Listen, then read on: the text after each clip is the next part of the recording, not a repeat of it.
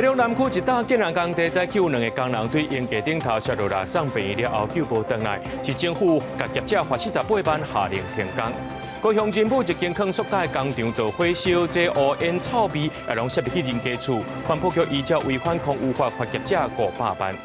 川政府支持撤销哈佛大学收外国学生，理由是讲古在学校或者的反美或恐怖分子的学生制造不安全环境。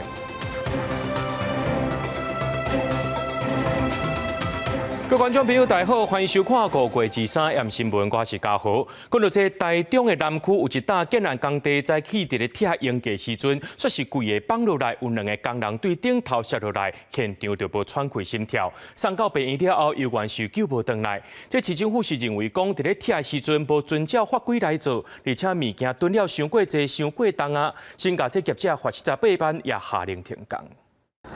尽管厝架部分落来地面停真侪台救护车，台中市南区福田路福田寺街口一个建案，23早起9点左右传出公安意外，现场咧拆厝架作业，其中有2个工人不明原因为13楼厝架落来地面当场乌卡，另外2个工人分别为关楼层甲1楼，拢互厝架工伤意识清楚。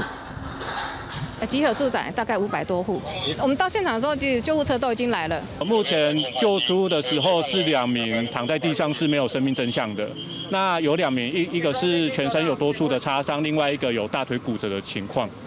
那我们有用救护车赶紧送他们至医院。台中市消防局表示，这男性工人拢是本国籍，分别送去3间病院抢救，其中2名乌卡伤者救无回来。工地负责人表示，拆厝架是由外包厂商咧做，按算工期2个月，工人拢有挂安全带甲防护措施。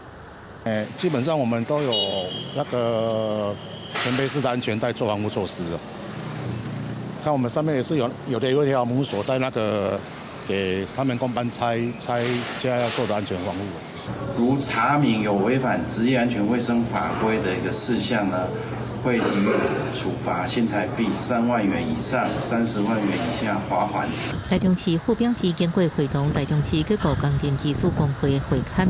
初步判定拆架过程顶半部壁连骨已经拆掉，而且施工架囤伤过侪物件，因为超重，互人员落落去已经命令停工。各条违反职安法甲建筑法，各开罚业者30万甲18万。爱等到改善完成前复工，后续也启动职业灾害流管个案管理服务机制，协助伤亡者家属。记者综合报道。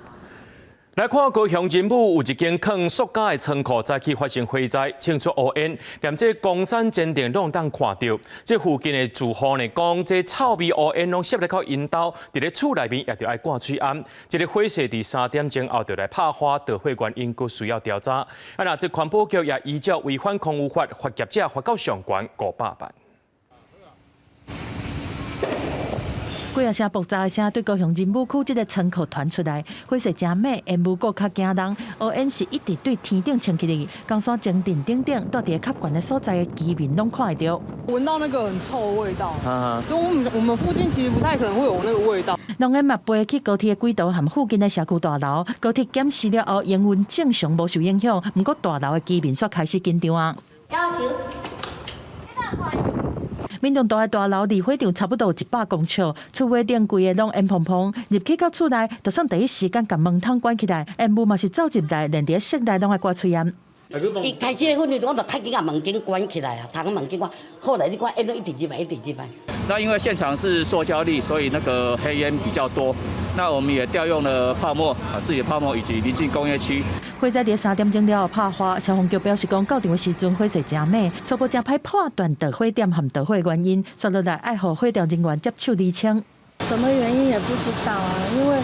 放的东西是蛮安全的。风正头搁在斗3工，烟雾恐惊是飞过较远。市府提示讲，伫红尾的仁武大厦这所在居民，尽量减少户外活动，而且把门窗拢关起来。疑似管理不当引发火警，致产生明显异味及烟雾，违反空污法32条规定。环保局表示讲，业者应该做好较会烧起来的物件的公共安全和环境管理，煞无做好，嘛监测到火灾现场有明显的臭味烟雾，认定业者违反空污法，相关业者会罚款500万。记者综合报道。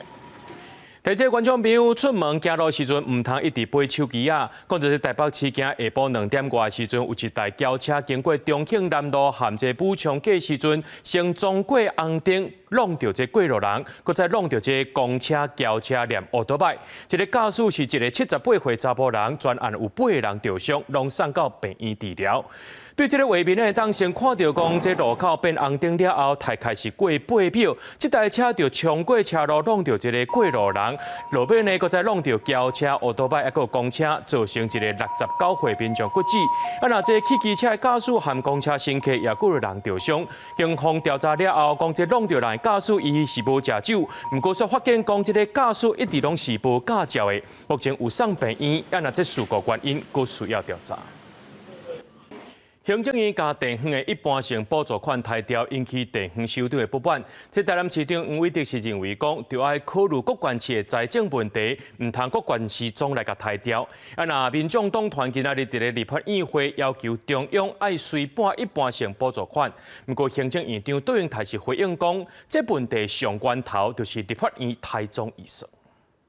中央议会轮流发言攻防，行政院通产地方一般性补助款差不多25%，立法院民众党团支持适法性，23日立法院会提主决议，要求中央马上就要拨付一般性补助款。你敢删我中央政府的预算，我就打地方政府出气啊！要删的，就是你中央政府浮编烂编的预算，你怎么会去砍地方的补助款呢？这些滥砍滥删预算的提案都是蓝白提出，现在感到痛了，那请去找要让人民删到绝对有感的黄国昌算账。补助款被删减，地方政府部分也拢反对声音。台中市长罗秀贤向行政发声受惠声明，台南市长黄伟哲呼吁爱考虑县市政府财政充足程度，不应该是这道小删减。那台北市的总预算是2024亿，几乎是台南的2倍，钱拿去不知道怎么样使用，那朱门酒肉臭。那但是地方很多中南部的地方却是路有冻死骨。中央要补助地方的一般性补助款这个项目，立法委员1毛钱都没有删，那中央却删了地方的25%那这有移花接木之嫌。面对地方不满，行政院长杜永泰参观观光展时阵特别停落来，强调是伫上困难状况之下做财政调整，要将问题根本指向行政院删减总预算。立法委员在国会里面大幅删减中央政府总预算，现在又透过地方政府的首长不放弃任何的中央补助款，这是要将中央财政一而再再而三的剥好几层皮。中央政府不是魔术师，不会变魔术，也不会无中生有。杜永泰表示，这几年中央大力补助地方政府，地方财政有大大改善，应该袂亲像地方讲的要删减社会福利、基本设施加教育经费，希望在中央财政困难时阵，地方政府应共同分担。记者综合报道。第三抢2号机5过17度1了后呢，这台电就去互这机讲监视伫咧抢电，才会启动这兴达电厂乡土团的机组。当然强调讲是因为几落台发电机组跳机，评估暗时的备转用率无够，才会启用这兴达电厂。一切拢是合法合规的，延长运转时间，干那到今仔日，那这操作延长许可已经伫咧申请咯。不过这高雄市的环保局强调，因无核准延长，要求对伊的立场绝对无改变。不是用1天2天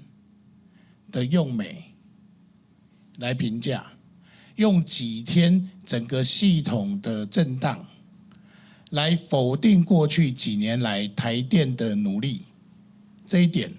非常非常的不公平。替台电公司叫困，台电董事长张文生一直强调，兴达电厂3号甲4号就土团机组启用，一切合法合规。1、2号机已经除役，3号机是在今年2025年12月除役，4号机是在明年2026年的12月除役。台电强调，兴达电厂连续3天运转，主要是南口1号机、大潭1号机、甲明阳和平1号机，拢出现跳机状况。后长节有个夜间备转用量比8%较低才开机。也强调，目前兴达2机组发电时间比规定的720点钟较少。根据了解，台电5月2日暗时通知，有个23系统夜间峰备转率比8%较低。兴达电厂3、4号机组延长运转到23。另外，兴达的操作许可电源也已经2摆送环保局审核当中。发电的污染永远是要高雄人来承担，这我们是不同意的哦哈。那么针对已经运转40年的老旧燃煤机组呢，持续的发电呢，高雄市政府呢应该立即呢撤销新打的操作许可，优先保全我们高雄市全民的健康。高雄市环保局是强调，到23早起10点，兴达电厂3号机组已经使用109点钟，4号机组使用156点钟。2021年之过，已经明确要求台电公司规划2部机组，拢爱伫2025年度行，要求如期度行的立场无变。记者综合报道。同款是这电的问题，花莲新城和秀林饭店的时阵，失电几落解。虽然是伫咧暗时，不过民众也拢卖怨讲失电无冷气通吹。台电表示讲，因为这北部变电所一个保护设备出现故障，大概影响到9500多户，伫咧40分钟后有恢复送电啊。另外，台中沙鹿呢，这台电最近有公告过3节，也就是5日这连假头一天，这个迄天呢要来停电时间，煞来引起民众反弹。台电也赶紧动点咯。虽然日时电力慢慢正常，不过花莲秀林的民众讲到透早都已经停电，也是真不满。我就是看电视啊，过外头困去，困去，太无能无电了。连续大概3次，很热哦。因为你现在睡觉不开冷气，睡得着吗？23分钟的时阵，花莲新城秀林这块咧发生停电，有民众表示，差不多1点钟内就发生3解，大概差不多15分。台电记报了后，赶紧派员去查收，发现是台电北部变电所内有一个电力保护设备向向发生故障，造成停电，估计有9538户受到影响，也伫40分钟后搁再供电。同仁知道以后就赶快做电力调度哦，那在0点59分哦，停电44分钟哦，就复电了啦。伫台中沙鹿北市东路这块咧，有台电打计划性工作停电公告，2030早起8点半要停电8点半钟。不过迄天是5日节连假的头一天，当地民众不满的声音真多。因为节日的话，大家生意会比较好一点嘛。如果停电的话，当然造成店家的不方便啦。像冰箱的话，你其实不要开。不要常开，基本上就还好。民众嘛表示，台电5月底有真侪计划性工作爱停电，这个是趁维修的名义伫限电。台电嘛出来赔回，讲这是因应当地用户新增加用电，也有设备老旧，需要换新设备的工停。纯粹就是平常的工作性、计划性的工作停电，绝对不是网络上所谣传的限电、电源不足的限电。台电表示，当地是辖区甲商业区，所以安排伫连假期间进行。不过考虑引起民众的不方便，所以目前把这个工程取消，另外选日子来实施。记者综合报道。伫咧屏东的满洲乡发现一只梅花鹿，伊的颔棍有枪孔。当地居民讲，这偷拍拉掠梅花鹿，伫咧当地是真史上的，特别是这鹿港有角会当做标本来卖。昆管处也表示讲，违法拍拉违反国家公园法、动保法，上当罚200万。而且呢，若准违法有牙签的呢，上当会当关10年。山沟卡出现黑色的塑胶袋啊，拍开看是已经死亡的花鹿，阿妈棍会当看到明显的枪孔，非常惊人。当地居民推估，盗猎者可能因为暗时看袂清楚，把这只少年花鹿当作是生鹿，掠着了后发现鹿角收过细，无记得。直接包包的等去真少人到的所在，互因真无奈的是，这种行为伫咧当地毋是单一的个案，是常常看到。违反了动物保护法，最高可以处200万以下的罚金。另外，如果是涉及持有非法枪械，恐处3年以上10年以下的有期徒刑，并科新台币700万以下的罚金。空管处表示，这已经违反动保法，嘛违反国家公园内底禁止的猎捕野生动物的规定，后续会加强联合夜间的巡查，针对远州乡等的热点嘛进行事先的情报收集。关于这次的事件，然后其实看完了之后，其实心灵还蛮沉重的，因为他们所做的行为并非真正符合猎人精神的。非法猎捕的行为和当地拍蜡者拢无认同，其他居民则是建议政府透过合法途径等方式来平衡着花鹿甲生态，因为花鹿数量真侪，鹿群夹作物向向撞出来，造成交通问题，嘛是当地爱解决的状况。公司新闻王立婷、陈显坤屏东报道。来看云林口湖这成凉湿地，这南地啊，最近这几年因为水位有较悬，水饺的活动空间受到限制。林业署南投分署和社区合作，有甲这水位做一个调整。经过2届试验，发现讲这水饺的数量有增加，加到8成，也有记录到46种的鸟类。是凉湿地原本是龙井地，但因为地质下陷和风台影响，造成溃堤海水倒灌，无法度建造农地变成湿地。经过1年来生态保育和再造，成为国家的重要湿地。但这几年来，因为水位偏悬，水饺的活动空间嘛受到限制。是看它的涨退潮来拍照它的记录，然后南池也有一个，这里是北池，然后记录它是想要控制水位低一点，看能不能让那个候鸟多一点，因为它水很高，就是它们比较没办法觅食。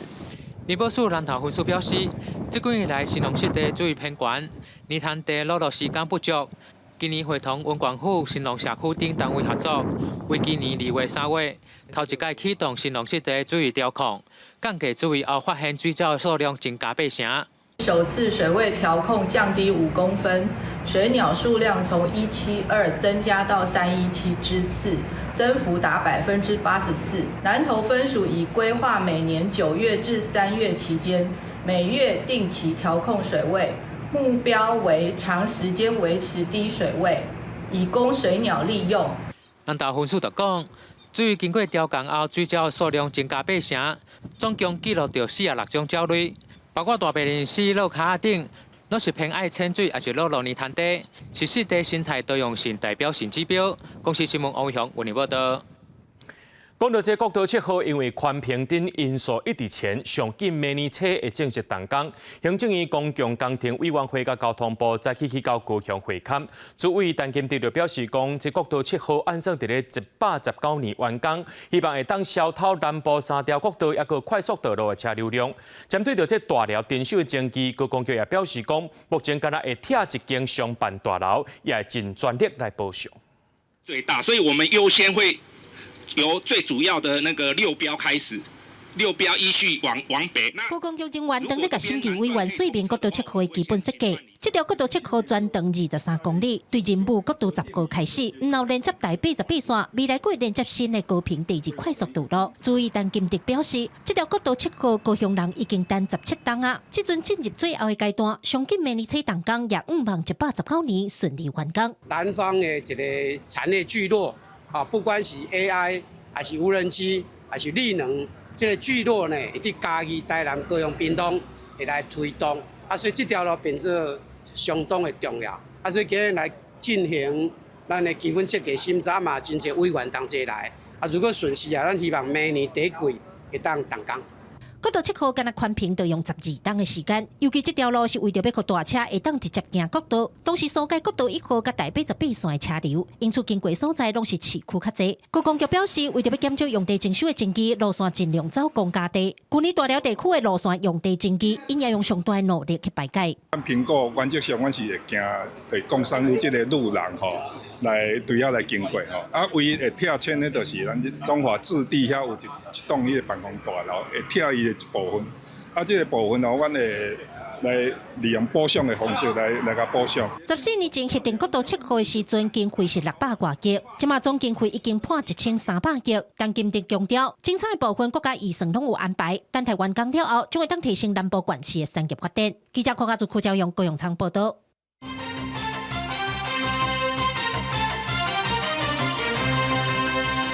伫今仔早起10点外的时阵，金门大潭西北方0.7海里的所在，有一个中国查甫人，伊走着一个游泳裤啊，想要偷渡来到大潭，海巡随甲人抓起来。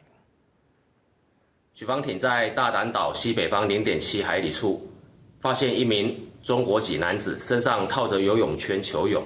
企图偷渡到金门大胆岛，立即将该名男子逮捕。那全案依违反入出国籍移民法以及要塞堡垒地带法等相关规定，报请金门地检署指挥侦办。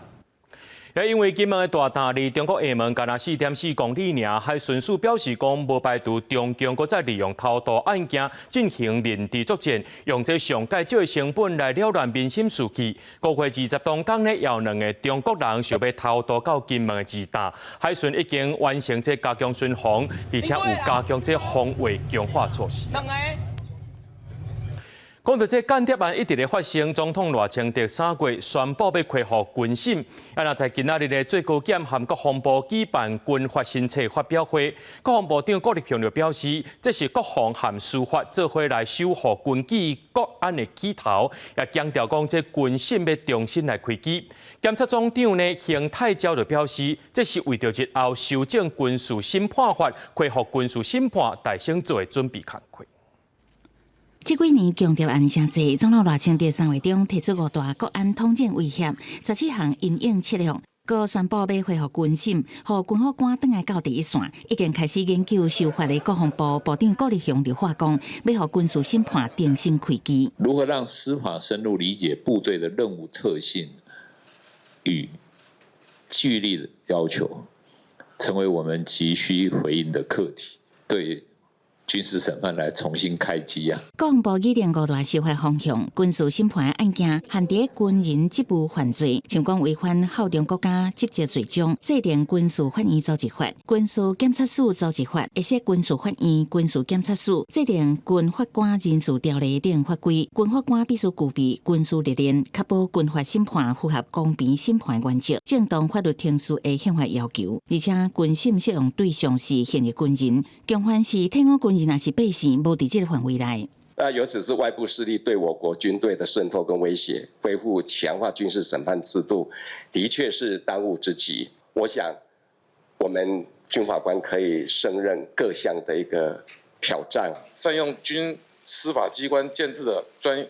责联系窗口，征询国防专业意见，以提供军事单位陈述意见的机会，来有效沟通。法务部答应会全力协助国防部，23日共同举行军法3册新册发表会。这个工具册是检察机关甲国防部做伙写的，借由具体个案加深检方甲军方伫军事案件、军纪议题的认知，为伫要恢复的军审制度做好交接的准备。记者综合报道。国造畅水南海困号的进度一直在前，国防部长郭立雄讲，这海测是无时间表，在今仔日伊是搁再强调，必须达成出海条件才会当出海。就学者分析讲，进前关键装备较晚摕到，这海规的进度拢拖慢去啊。江南国造海困号搭国人的期待，面对进度延前，像是4月海上测试跳票，国内传出5月12有可能开始海测，但是后壁都无消息啦，引起外界烦恼讲11月交谈的目标恐惊会出现变数。国防部长郭立雄接受中央社的专访，证实海困号的海测无时间点，目前搁伫撇港在测试。我们的海鲲号的这个海测是不是现在进度延到没有时间表？我们海鲲号就等到这个泊港测试备变了以后，我们自然就会进行海测，好不好？在2024年1月原定交付的这个潜望镜延宕到去年2024年的5月才交付，所以整个造舰的工程当然就延宕了4个月。然后在海测阶段就会先进行浮航，也就是它必须先作为一艘合格的船，才可以作为军舰。另外，台海的政策是真进步，国军有建军备战的压力，因为中国目标2017年具备环台能力。国军是加速调找海马斯多管火箭、M1A2T 战车、各式的无人机，而且进行兵力结构的调整。郭立雄强调讲，要让中国环台的成本比2个国较悬，要求国军2017年必须达到高战备，而且认为前进官兵的的训练和心态加重要。我们不管是立即战备操演，或者是我们的汉光等等的，以这一些其实都会去让我们的一个官兵在接到命令的时候，不管是无剧本也好，或者是无响定也好，都能够快速的去因应各种的状况。郭立平表示讲，国军爱建立道协固址、韧性防卫，嘛会深化台美的军事合作，应应台海的威胁。国防部23发布将找到中国出动20架次的军机，内面有18架次是超过台海的中线入来到台湾的北部、西南和东部的空域，加上中国军舰7架和公务船1架，在台海4个里的活动，面对中国四面绕台，国军严密应处。记者综合报道。美国要扣对顶关税，当来针对进口药品加半导体启动调查。台积电的美国厂就提出建议，这美国唔通加扣税，因为这进口晶片若准扣税，会冲击到台积电的营运，影响台积电伫咧美国投资的计划。美国进前对全球半导体产业做调查，台积电亚利桑那子公司向美国商务部提出建议，请美国政府避免加征收关税，或者对进口晶片扣关税，恐惊冲击营运，影响台积电伫美国投资计划时停。关税也会提高消费者的产品价格。如果美国政府调高关税，虽然可能会降低客户下单的意愿，影响到台积电的营收，但是关税就是客户要台积电在美国建厂的理由，所以可能并不会影响到建厂的速度，甚至还会加快速度。配合中共，台积电亚利桑那子公司提起先进半导体无法度家己运作，应该爱甲其他半导体元件协同进行，才当发挥性能甲功能。总统赖清德23出席全球半导体供应链友伴论坛时阵表示，半导体听起来真先进，不过也是面临摒俗价这个问题，特别是成熟的制程。成熟制程的产量中国最大，包括政府补助。低价倾销，半导体同样会面对这个严重性。如果我们不积极面对的话，只会越来越严重。若是半导体关税影响产业的发展，23个金融市场嘛出现波动，台股开盘有小可起，盘中起势有较黏，目由红变乌，上收目干那21624点。现在票兑换美金以白盘开出至30.07块，盘中上收目干那30.005块，升达6.5分，面临30块的保卫战。它可能是一个区间，可能29.8、30.2、3.3这样的区间整理会是比较合理的做法。台湾机械工会理事长曾大立向政府甲央行发声，一定爱收掉30块的关卡，若无毁损会冲击以出口为主的机械设备甲工具机的产业。公司新闻采访报道。讲到咱台湾进前已经开放美国、加拿大专利的牛肉进口，食药署昨发布修正，讲这日本牛肉含产品进口规定，对即马开始取消30个月龄以下的牛肉产品限制，这代表讲日本专利的牛肉拢会当开放进口。相关的风险评估与实地查厂报告已经全部发布在食药署网站上，公开透明。经风险评估分析换算，约每1.5亿人口使用，仅1人有暴露风险，是经过完整审查程序以及整体评估所有风险因子，基于科学分析才决定予以开放。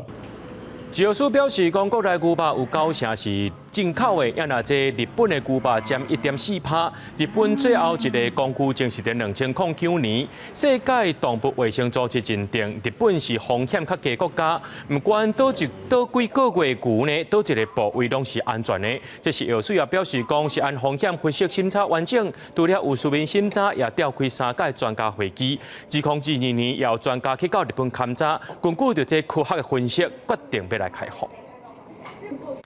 立法院3读通过增加5天的国定假日，这行政院敢会提出复议呢？民进党团总调郭建明就暗示讲，这行政院袂着急。那准这大罢免顺利，明年国会呢，这政党比例就无共啊。想袂到这话说引起议论，劳工团体今仔日就抗议，要求民进党爱挂保证，袂当把这国定假日抬掉。明年的时候，政治环境和另外政党比例人数也会不一样的吧？当然应该你听懂我的意思了。针对立法院若被立委合作推动三读通过，增加4天加1天国定假日，民进党总调郭建明11日的记者会暗示讲，若准大罢免顺利，明年国会政党比例都无共啊。这个话引起劳工团体的质疑，民进党敢是打算未来要加这5天的国定假日抬调？国定假日看不看？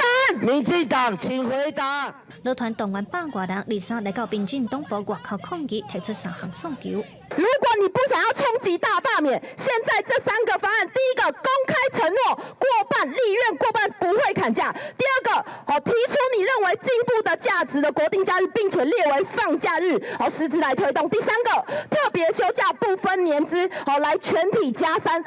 劳团呼吁执政党爱照顾劳工休困的权益，提供更较好的劳动条件，避免劳工继续伫咧高工时的劳动环境当中过劳。有学者以先进国家来讲，比如美国、日本等等。拢有以增加国定假日来降低劳动时间的例。学者表示，要用什么款有意义的节日，还是纪念日来放假，这拢是值得讨论的代志。特别休假休假日咱虽然讲蔡总统迄阵有增加，但是伫世界各国来讲，还佫无够也工作时间无甲减少落来可能将来像美国啦，还是别个国家，因为感觉讲咱台湾是劳动条件无好伊会当成本会当降低，安尼嘛是好啦。针对民进党总调郭建明的发言，劳团希望讲，就算未来通过大罢免全面执政，未来嘛应当伫咧国会提出实际政策来替劳工争取愈侪休困的权益。但是民进党团并无出面回应接受劳团的陈情书。劳团呼吁民进党，若准未来无得到进一步的回应，无排除会发动愈大场的抗争活动来捍卫劳工权益。记者卢尚如、林晓凯台北报道。2025纽约电视电影奖今日公布得奖名单，公司台记台青春咱的梦所制作的《流离失所落伍战争500日》的报道，摕到持续新闻报道奖的铜牌。感谢大会对这部纪录片的肯定。乌克兰也阁受到罗西亚的攻击，需要国际社会继续关心因的处境。这届采访，互阮对着今仔日乌克兰、明仔日台湾有深刻的体悟，因为阮嘛共款面对着武力的威胁。欢迎你来自北外国家台湾，天佑乌克兰。台记台青春咱的梦所制作的《流离失所落伍战争500日》报道，摕到2025年纽约电视电影奖持续新闻报道奖的铜牌。这是台记新闻头一摆伫咧国际比赛当中所摕到奖项。节目制作人也伫咧线顶颁奖典礼顶悬专程用台记发表感言。纽约电视电影奖是全球电影电视界上有国际视野的比赛之一，有真侪国家的作品来参加比赛。一摆得奖也对台记台肯定，这是台记新闻行向世界真重要的一步。23早起，这高雄前镇发生一桩坐火人赛车的交通意外。一个78岁查甫人赛车，甲计程车相撞了后，搁再撞入去人的邻家厝，造成一人受伤。驾驶是无驾酒，警方正在调查事故原因。最近这坐火人赛车的议题引起大家讨论。高雄市政府是推出抽奖，鼓励满75岁老大人去甲这驾照注销。监视器画面翕到57岁姓曾的运将驶计程车来到路口，准备要正决。不过78岁姓张的查甫人驶的黑色轿车，就安尼直弄过来。相撞了后，这台黑色的车唔那无动落来，佮弄入去边仔的人家厝，造成73岁姓白查甫人刺伤。警方讲，两台车驾驶拢无受伤，嘛无食酒。意外发生的原因，佮需要厘清。其中计程车运将表示，黑车驾驶可能是把油门当作动啊打。进去以后。还在踩油门，还赶快叫他停熄火。来到这边，他看到车子的时候，我的明显的那个感觉，说他自己惊吓了，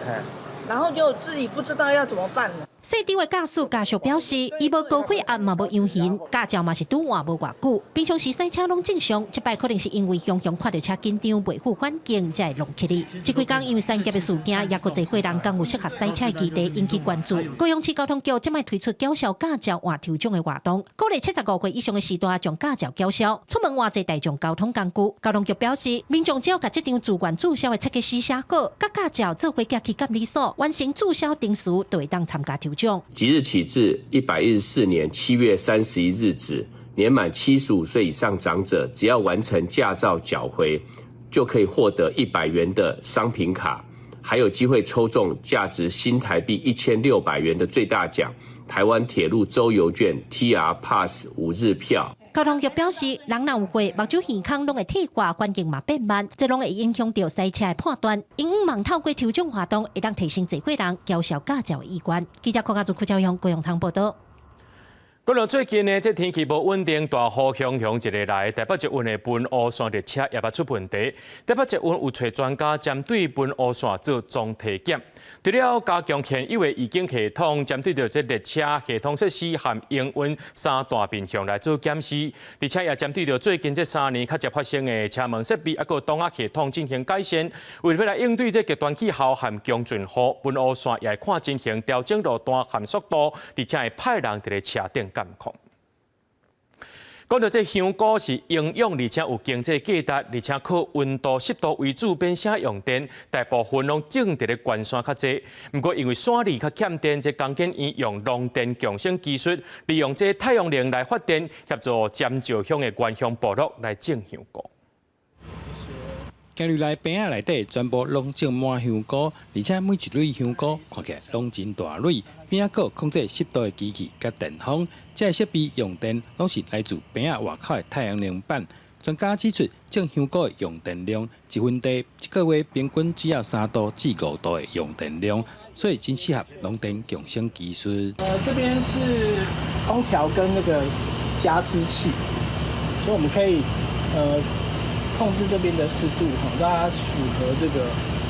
杏鲍菇它需要的湿度。利用立面的光电板跟固定的光电板，那提供这边的白天的电力。山上很冷，是不需要用冷气房。我们山上完全 nature 的只有电风扇。那太阳能面板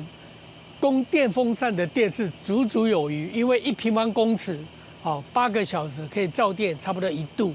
，1分地平常需要的电大概3度到5度。因为关山电二坑电力较欠，工研院准备把这项技术运用到尖石原乡部落，协助当地种香菇的农民解决用电的问题。电的稳定性因为有时候这边可能台风来了，或是一些天气灾害来，那你可能原本的电线断了，这个可能就需要内部的那些电去跑嘛。因为如果太阳能板直接站到屋顶，是很省电，它不会说要用到电啊，用什么，它就是用太阳、用大自然来发电，所以会有比较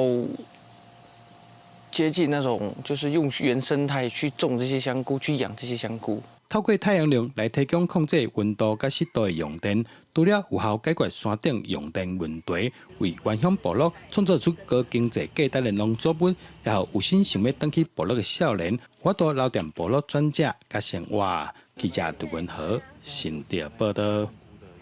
台湾的流行音乐对日本时代1930年代开始发展，亲像四季红、月夜愁、望春风等等，拢是流传了100年的流行歌。为了让民众更加了解到咱台湾的流行音乐史，台北流行音乐中心举办摩登时代特展，有展出1930年代上百件珍贵文物，带观众朋友做回来看。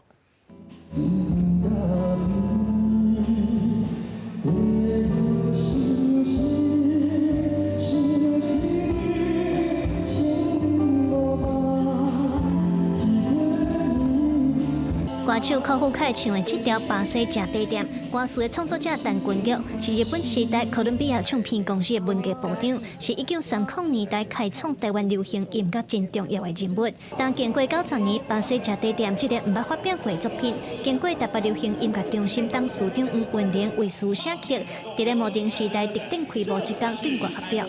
我们台湾流行音乐其实发展到现在，其实日新月异，每天都有很多新的。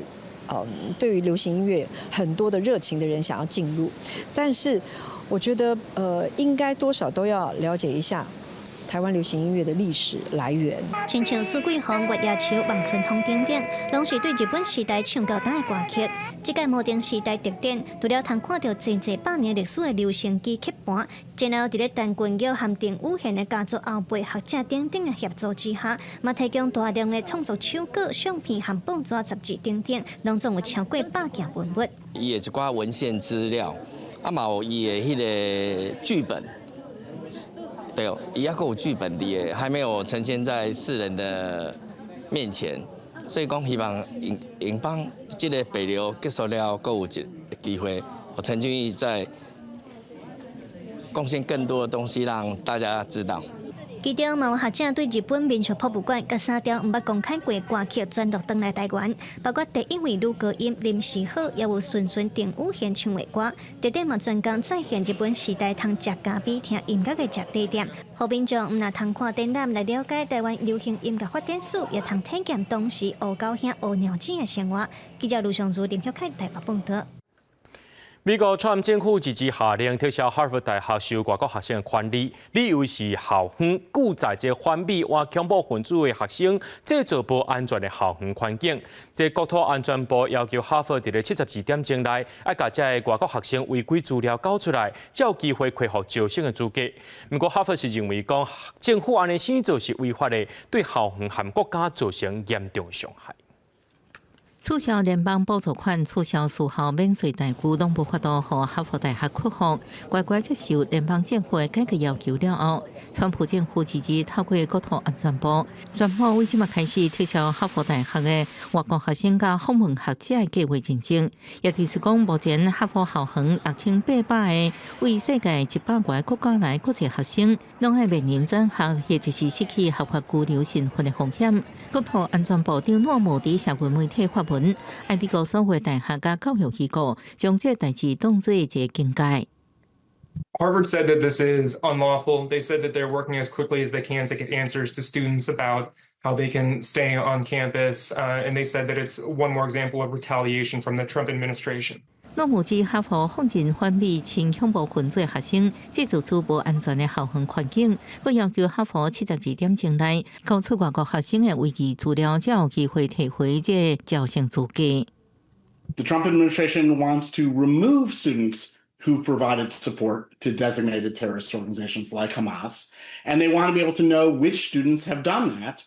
so they want access to disciplinary records and to videos of protests. 目前是美国各大学的毕业季，过去5日，哈佛2025学年的毕业班学生都已经摕到文凭，走向人生新的一步。英雄即马煞被取消居留身份，互外国学生感觉毋知要如何是好，甚至是惊吓不安。真侪人原本的实习甲就业计划一声被打乱。这接受 BBC 新闻访问的22岁瑞典学生表示，国际学生被用来当作北京甲哈佛之间斗争的条件，真无进度。哈佛的民主党学生会也发表声明，指川普政府做法是典型的威权主义，呼吁学校一定要坚守落去。为应对组织，美国教育委员会主席米歇尔用非法无度量的越权行为，并用当局的做法，警告这互美国的留学市场造成负面的影响。公视新闻王慧文编译。昨早起，北韩向日本海方向发射几多粒飞弹。韩国政府和媒体是拢认为讲，因为前一天北韩的新型军舰伫咧落水点的时阵漏开这船尾拢歹去，北韩感觉见效无民主，才会挑工发射飞弹。这是今年4月份，北韩领导人金正恩伫西韩的南部主持新型驱逐舰落水的情形。军舰编号51，以二次世界大战期间抗日民众摧陷来号名，是北韩第一种使用相位阵列雷达也加骑伫飞弹发射系统的军舰。韩国甲各国专家为卫星相片来判断，21伫东北部青顶传出落水意外是这款军舰的第2只，不过编号甲船名也无清楚。根据北韩官方朝鲜中央通讯社的消息，驱逐舰落水的方式是以船身方式来进行，船尾部分的翅膀先脱离，造成船尾破损，船身失去平衡，同时船头无脱离岸顶的平台。即马大型船只落水，也是几6万吨甚至10万吨以上的货轮游轮，也是以船尾先落水的方式触入水内。体型较细淡薄的货轮，加1万吨以下的军舰，是常常使用这种船身落水的方式。측면 진술을 한 이유는 그만큼 굉장히 좀 비좁은 공간에서도 진수가 가능하고 특히나 이 부력을 유지하는 것이 함정이 커지면 커질수록 한미 진수 방식으로 해서 들어갈 경우에 그 부력 회복하는 거 쉽지 않다라는 측면 때문에 있습니다. 그래서 사실 이 측면 진수는 중소형함까지 의미를 가지게 됩니다. 함정이 대형화되면 될수록 더 이상 이런 뭐 지금 말씀드렸던 한미 진수나 혹은 측면 진수보다 예를 들어서 드라이독 자체에 배를 넣고 물속에 담그어서 진수하는 안전하게 진수하는 방식들을 추구하게 됩니다.亲像对船身边形更较敏感的船舰，就是以大船湖的方式落水。韩国的专家是讲，北韩可能欠缺船身落水的执行经验，所以造成这起事故。北韩官方媒体是讲，金正恩对这件代志表示真生气，点名党中央委员会、国家科学院、中央船舶研究所加清点造船厂这单位，必须要为事故负责。公司新闻戚家人编译。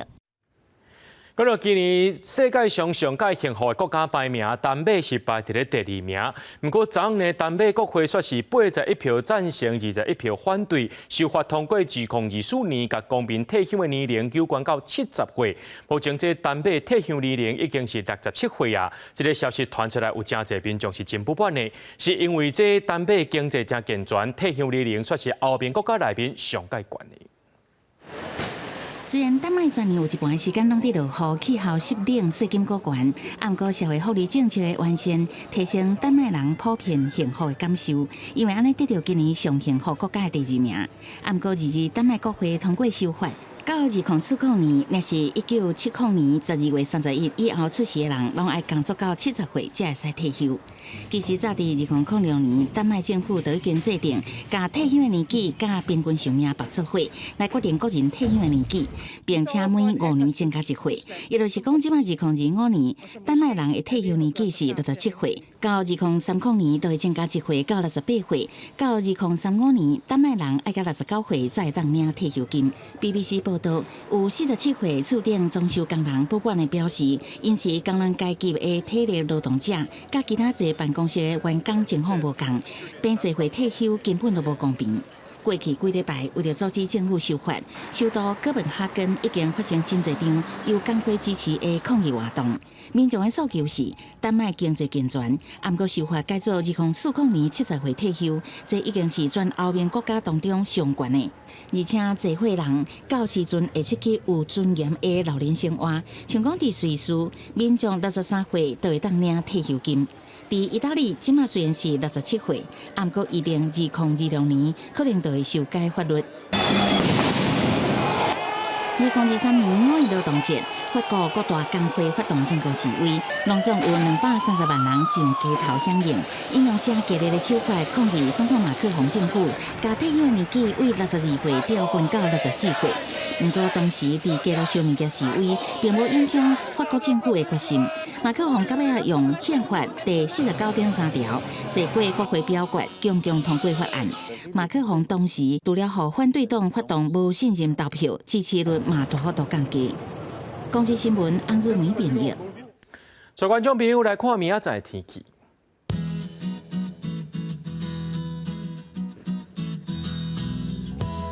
基隆、台北、桃园、新竹对24度到27度。苗栗、台中、彰化、南投、云林对25度到30度。嘉义、台南、高雄、屏东对25度到35度。宜兰、花莲、台东对15度到32度。平阳、金门、马祖对24度到31度。还有未来3天的气象。